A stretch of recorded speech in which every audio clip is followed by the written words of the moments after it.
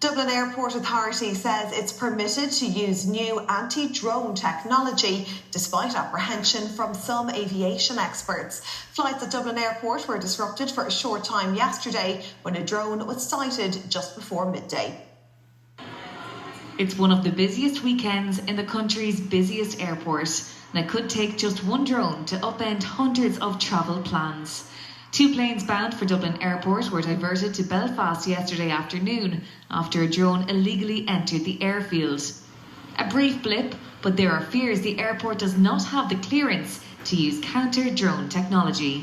It is absolutely not clear what power and who's in charge of taking down a drone, because after the 7 or 8 incidents we had earlier in the year, the equipment was purchased, but it ran into a bureaucratic nightmare where it couldn't actually be implemented, and we're not really out of that situation yet.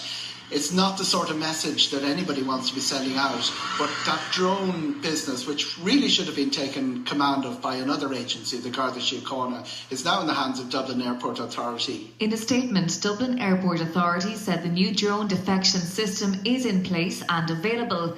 It said it was not required yesterday as the drone left the area around the airport shortly after its sighting was confirmed. Operations resumed within a few minutes, it says, and this was in line with standard procedure. Gardaí say they haven't received any report of yesterday's incident.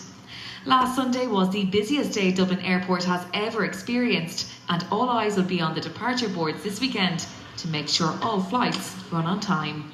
Mairead, Cleary, Virgin Media News.